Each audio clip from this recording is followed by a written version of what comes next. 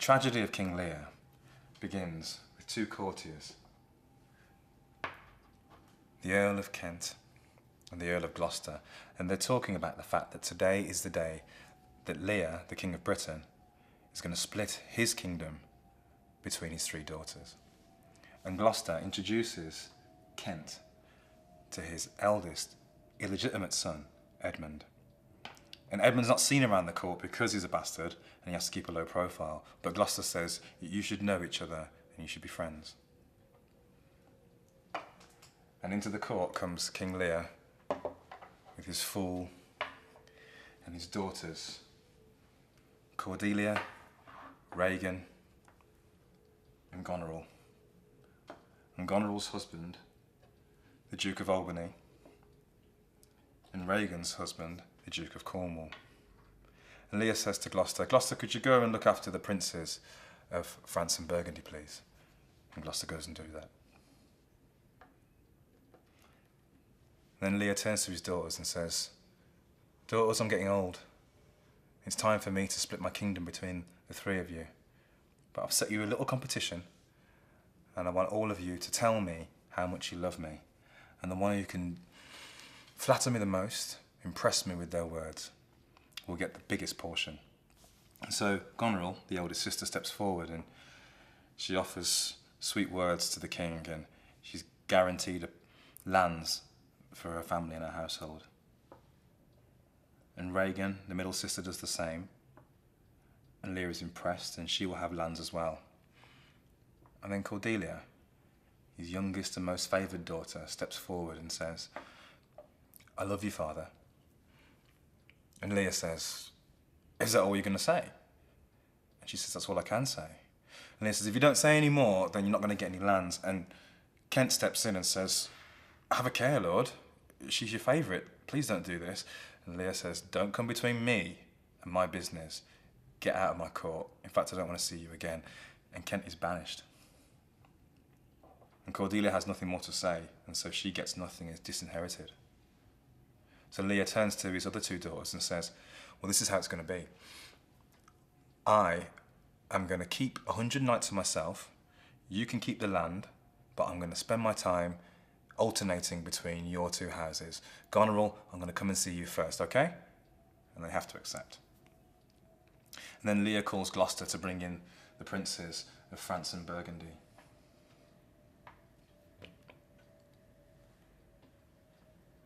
And Lear turns to them and says, men, you've crossed the sea to court my daughter. Well, do you still want her hand now that she has no lands and no inheritance? And Burgundy just says, actually, no, thanks, if you don't mind, Your Majesty. But France is still interested. He doesn't know why these two have fallen out, but he says, I would still like to have Cordelia's hand if she'll take me. Cordelia says, yes. And the king says, well, so be it. And he leaves the room with his jester and Gloucester and the Prince of Burgundy. And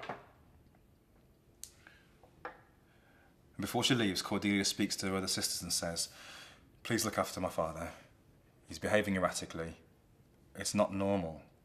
Please look after him. And they give her short shrift and send her on her way. But when she's gone, Goneril turns to Regan and says, actually, he's behaving pretty wild. He's normally been quite rash, but the older he gets, the more irascible he becomes. We're going to have to keep an eye on him.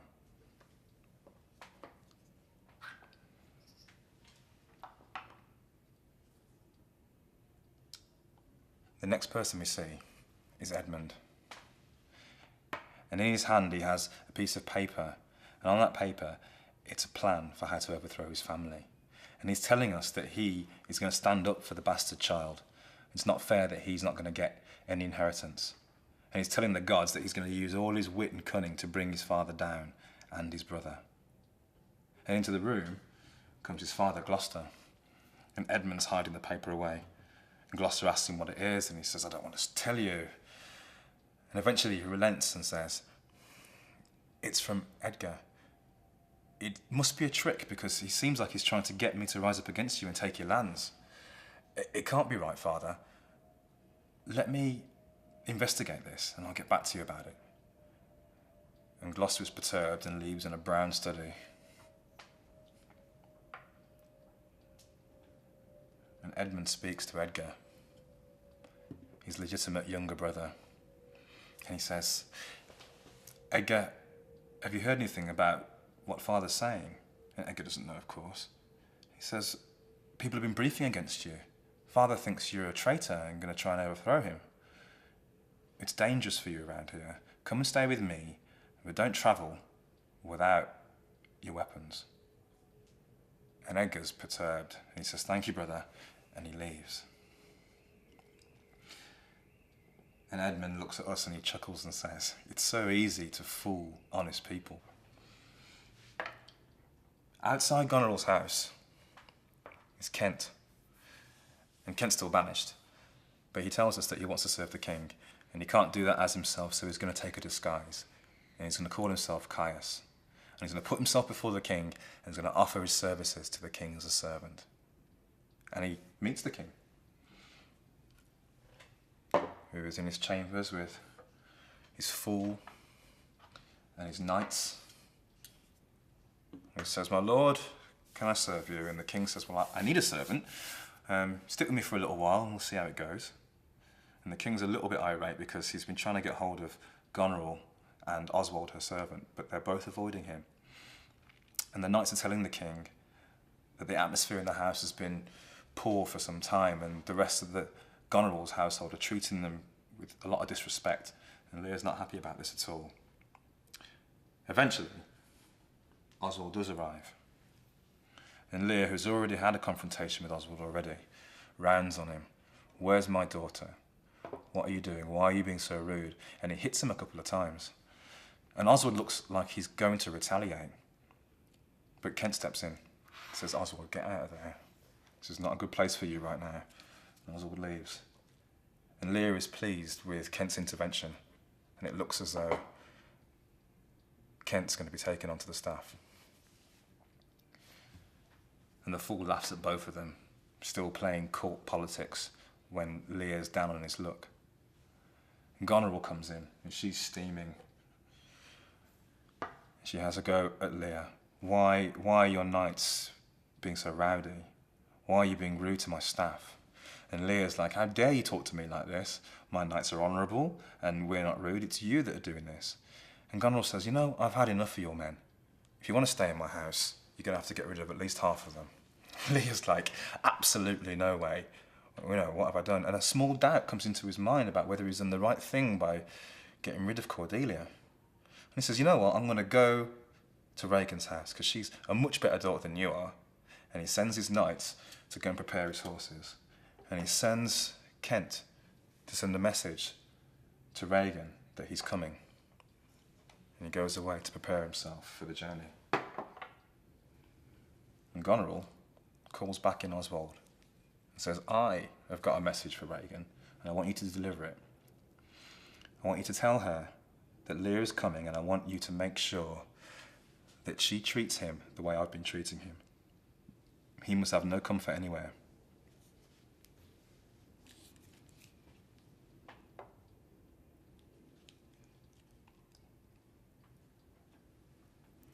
The next person we see is Edmund again. And he lets us know that he's about to put phase 2 of his plan into action. And he calls his brother into his room. Edgar comes in. Yes, brother? Have you found out anything? And Edmund says, I've tried to help you, but I can't. The forces are against you. My father thinks that you are a traitor. You're going to have to go. In fact, I can hear them coming now. You better run. And Gloucester is actually coming. And so are Regan and Cornwall. And Edmund says, you've got to go now. I'm going to have to look like I'm not with you, but I really am. And he calls for help, and Edgar runs. He says, go, brother. And Edmund draws his sword, and he wounds himself in the arm, so that when Gloucester and the servants come and they're going to go and pursue Edgar, Edmund says, no, wait, look, I've been wounded. And Gloucester wants to know what's happened. And Edmund says, it's true. He does want to rise against you. He wanted me to join him, but I argued. and we fought, and he wounded me. And Gloucester's dismayed. His favoured son has betrayed him, and he's ready to send out his servants to scour the land for him. And Regan and Cornwall hear this, and they also offer their services. And Gloucester gets some comfort from the fact that he's getting help.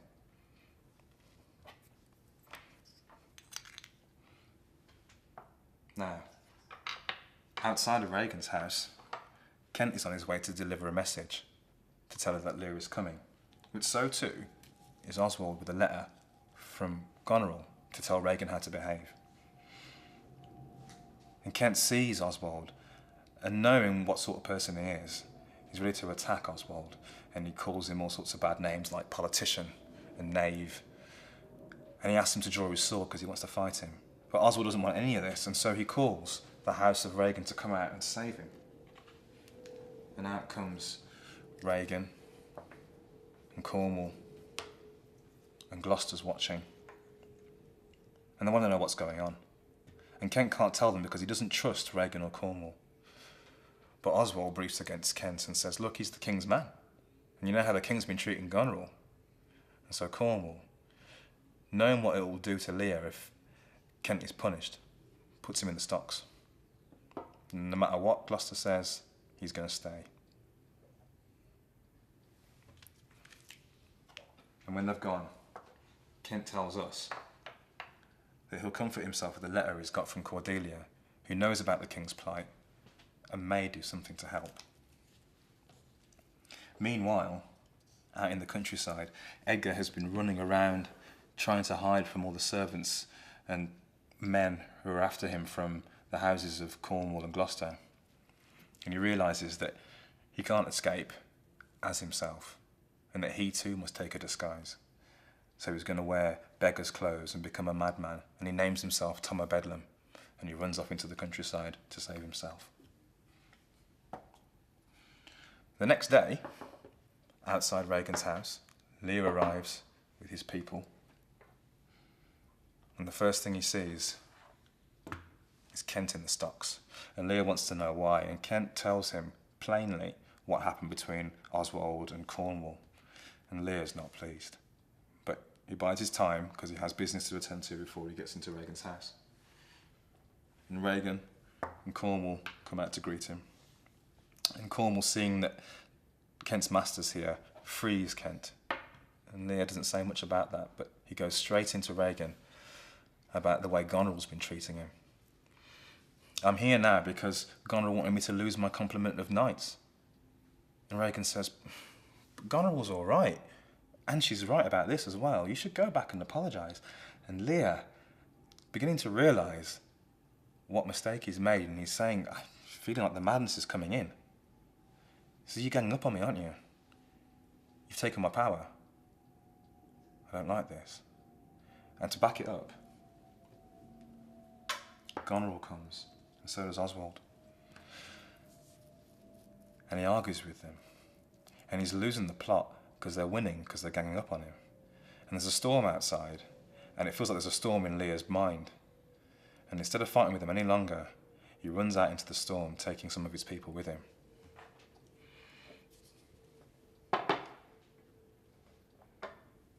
And Regan and Goneril and Cornwall are pleased with this, and they bar the gates so that he can't return.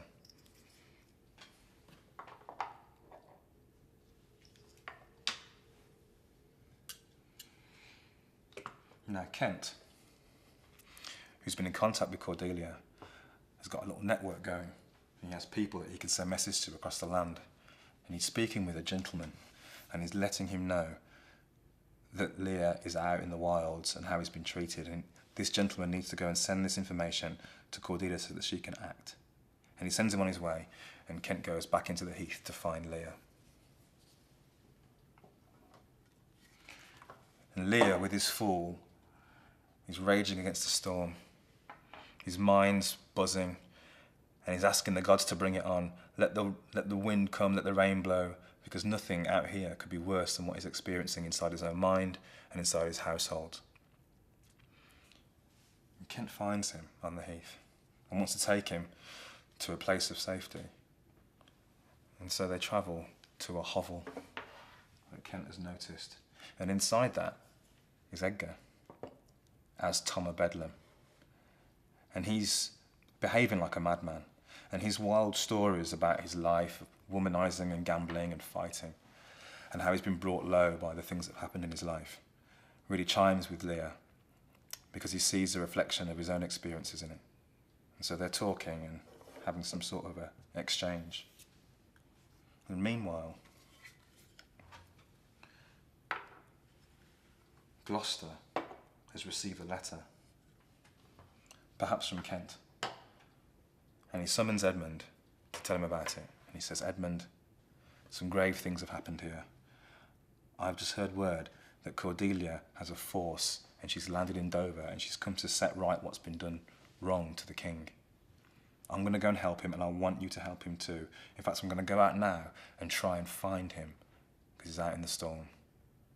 You need to cover for me though, because Cornwall has forbidden me from looking for him, so just lie to him. Tell him I'm ill or something. I'm going now. And off he goes to find the king.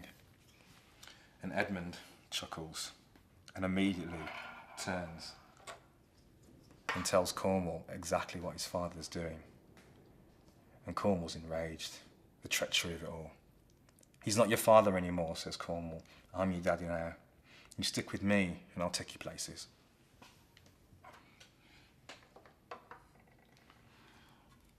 And the party on the heath are joined by Gloucester.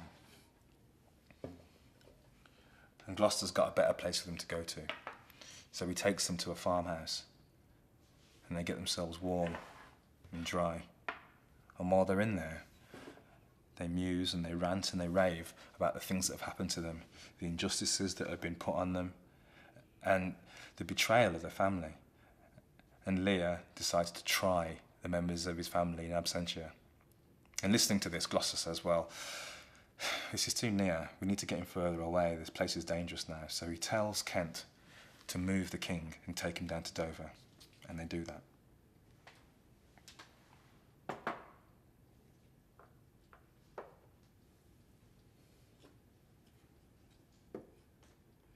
With that task completed, with the king in relative safety, Gloucester returns to Regan and Cornwall's house, and he's immediately bound by servants, and he's interrogated by Regan and Cornwall while Goneril watches. And they're asking him about what he's done, whether he's betrayed us. And all that Gloucester can do is say that he's helped the king. It doesn't matter. He's already guilty in their eyes. And for that, Cornwall gouges out one of Gloucester's eyes. And Gloucester's servants who are watching this are so disgusted by what they see, it begs him to stop. But Cornwall won't stop. And the servant wounds Cornwall. And in turn, the servant is killed by Regan. And Cornwall, though wounded, still finishes off the other eye of Gloucester and casts him out to go and find his friends out in Dover. And the wounded Gloucester has to retire for treatment. But other servants have been watching. And they want to help Gloucester, and so they arrange for him to have his wounds dressed and for someone to be his guide.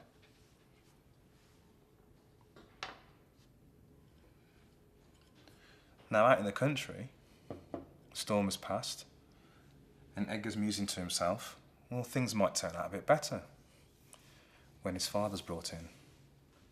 An old man who was a tenant has brought him to him. And Edgar sees his father has been blinded and realises that everything is just worse than he could possibly have imagined. He doesn't tell Gloucester that he's Edgar, but he does bind himself to him and promises to take him to Dover.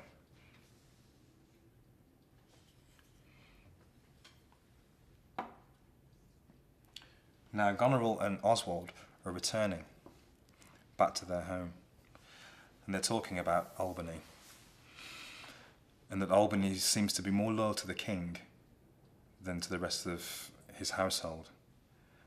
And Goneril, who's beginning to have a little bit of a soft spot for Edmund, is telling Oswald that she's going to take control of things around here. And when she does meet Albany, Albany rounds on her. for treating Lear so badly. And he says, "If you were a man, I'd give you a couple of slaps." And Goneril just laughs in his face. And while they're eyeing each other up, a servant comes in to tell them that the Duke of Cornwall's died. And he's died of an injury that was given to him by a servant when he was gouging out Gloucester's eyes. And this isn't really news to Goneril or Oswald, but Albany, he's disgusted. And he resolves himself to avenge Gloucester and to help Lear in any way that he can. Out in the countryside, Kent is meeting with a gentleman again to pass on more information. And he's telling the gent that Lear has now arrived in the Dover area, but he's too mad and he's too ashamed to go and see her right now because of what he's done. And they're discussing the fact that Albany and Cornwall's forces have massed and they are ready for battle.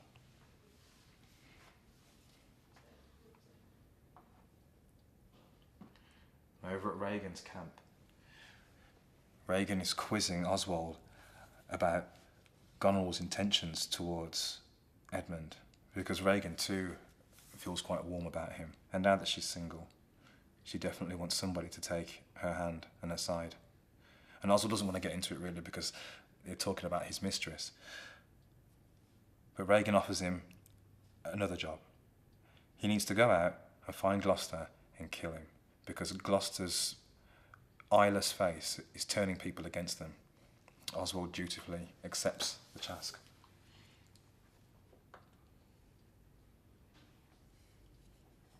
And ironically, Gloucester actually wants himself to die, and he's asked Edgar to take him to the edge of a cliff so that he can throw himself off. And Edgar isn't going to do that, so he tricks his father into thinking that he's fallen really far when he hasn't at all. And Edgar changes his voice and says, "Oh look, I saw you fall from the top of the cliff. But you're alive. The gods must have saved you." And Gloucester thinks, well, perhaps I was wrong to be suicidal. Perhaps there is a plan for me and I should try and stay alive. And they're thinking about this, and they're talking to each other, when Lear comes out through the undergrowth. And he's dressed like some mythical king, in clothes of plants and a crown of flowers. And he greets them. And he's wild but happy. And he's lost all his rage. And he's magnanimous. And he talks to Gloucester as though if Gloucester had been punished for a crime, then he should be forgiven for it. And Gloucester is in no mood to feel comforted by anybody, and he's just forlorn and downtrodden. And while they're talking, one of the gents from Cordelia's band has found Lear and is taking him to see Cordelia. Edgar and Gloucester are alone for a moment. But only for a moment, because Oswald comes and he's found Gloucester and he's ready to kill him. He doesn't realise that Edgar is more than just a loyal compatriot to Gloucester, it's his son. And they fight. And Edgar bludgeons Oswald to death. And they find on his body a letter from Goneril to Edmund. And Goneril's letter is asking Edmund to kill Albany so that they can be married. So Edgar and Gloucester see the full extent of Edmund's connivances.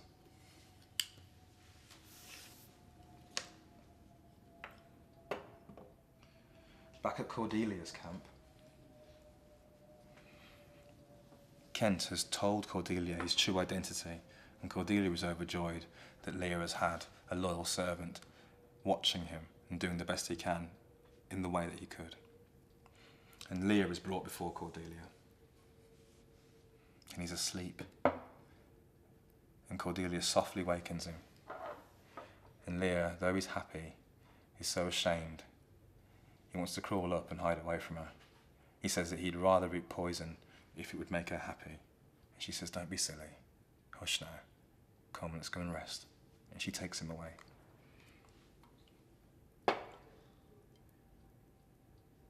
And Kent, who's turning into a spy master, speaks to another gentleman. And they hear that the Duke of Cornwall's dead and Edmund's now in charge. They also hear a rumour that Kent and Edgar are hiding out in Germany, but obviously Kent knows better.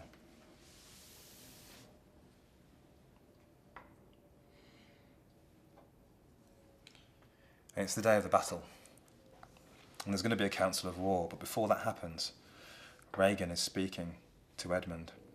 She's asking him, come on now, tell me, have you been playing with Goneril? And Edmund's like, no, not at all, my intentions are honourable. She says, well, good, because I'd rather we lost the battle than you take her hand. And in comes Albany and Goneril. And Goneril's looking at Regan and thinking exactly the same thing, that she would rather the battle was lost than Regan goes with Edmund. And Albany's feeling this vibe, and he steps in and says, look, we've got a war on today, let's put aside our differences and beat the French. We can't have them invading us. Okay, they say. And everyone breaks off to go and attend to their duties before the battle starts. And Albany's on his way to his tent, and Edgar steals up beside him in disguise and hands Albany a letter, and it's Goneril's letter. And Edgar says, read this before the battle, and if the battle goes well for Edmund, I want you to blow this horn and do these other things. And he whispers in his ear. And Albany says, okay, but he hasn't read the letter yet, but he will.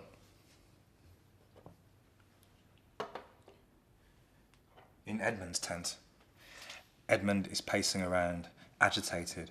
He's annoyed because he's too entangled with the sisters. He can't please either one of them. If he marries Regan, Goneril will be displeased. And to marry Goneril would mean killing Albany, which he hasn't the stomach for anymore. But one thing he does know is that if he wins this battle, Lear and Cordelia must die. And the drums beat, and the trumpets sound, and it's time to do the battle.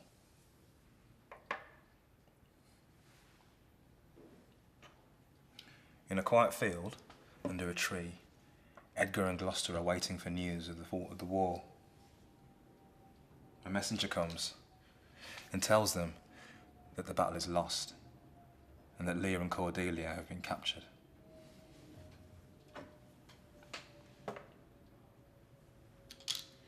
And into the winners' camp, Lear and Cordelia are brought in bound, and Edmund's with them, and Edmund's captain of the guard. And Cordelia is crestfallen. She's failed her father, she wanted to help him, and now they're both captured and the battle's been lost. But Lear comforts her. We're together. What does it matter?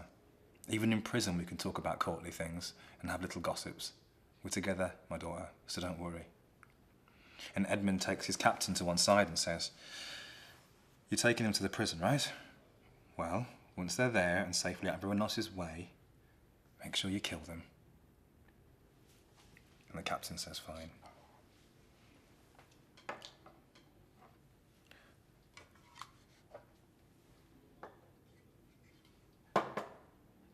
And Edmund is greeted by the other victors, Albany and Regan and Goneril. And instead of heaping loads of praise on Edmund for his efforts in the war, Albany is just offering him faint ones. And Regan jumps in to say, come on, you can say more, he's been really good to us, but she's feeling a little bit ill as well. And Goneril is defending Edmund too. And Regan seizes a chance and says, Edmund, I'm free. Here's my hand and my lands if you want them. And before Edmund can respond, Albany rushes in and says, I'm arresting you, Edmund, on charges of treason. I'm going to blow a trumpet now, and a champion will come to beat you. But if he doesn't come, I'll do it myself. And Regan and Goneril are in an uproar. What's the meaning of this? Why are you doing this? Regan wants to defend him more, but she feels so ill, she has to go to Albany's tent to lie down. The trumpets are blown 3 times, and on the 3rd blast, Edgar comes in, still disguised, and he sees his brother. And Edmund doesn't recognise him, but sees him as a nobleman for the way he's dressed and how he carries himself. And he knows that he needs to get rid of this allegation of treason, and so they fight each other. and Edgar wounds Edmund and is about to kill him when Albany and Goneril step in to stop him. And Goneril turns to Albany and says, "You fool, you've been cuckolded. You're always taking flights of fancy. What's wrong with you?" And Albany turns and says, "You better stop your mouth, or else this letter will stop it for you." And he holds the letter from Goneril to Edmund in her face. And Goneril, realising that she's been exposed and all her plans have been undone, runs out the room. Edgar turns to his brother and reveals himself as his brother and tells him that he's been with his father, who has just died after Edgar has revealed himself to him. Died of sorrow and joy for all the things that he's gone through. And Edmund feels bad. And though he's wounded, he says that he'll help. But just then, a messenger comes in to tell them all that Regan and Goneril are both dead. Regan had been poisoned by Goneril, and she admitted it herself, and then she plunged a knife through her heart. And this reminds Edmund about the plan to kill Lear and Cordelia, and he sends the messenger off, much hurry, "Go, stop my captain before they all die." And the messenger runs out, and Edmund himself comes out for treatment. But the messenger is too late, and Lear comes in, carrying Cordelia in his arms. She'd been hung by the captain to make it look as though she committed suicide in despair. And Lear's broken now. There's nothing left in him but sorrow and the wish to die. And Kent comes to stand by Lear's side and tell him, "I've always been here for you. Remember Caius? Well, that was me. But it's small comfort." And Lear still wants to die. And then he hears that his fool has been hung as well. It just seems so pointless. And Lear lays down in despair and closes his eyes and dies. There's only 3 of them left. And Albany calls Kent and Edgar and says, "Men, this country has been shattered. Will you stand together and rule it and heal this land?" And Kent, who's in bits, he's just seen his boss die, his favourite daughter, a war. He says, "No, I must follow my master. I'm going to go outside now, and I might be some time." And Edgar stands alone, and it looks as though he might rule the land. And he turns to us and he asks us just to reflect on what's happened, all the pain and sorrow and murder, and how unfair it was that the old and the vulnerable have suffered more than most, and that in this time the young won't live long enough to see such things again.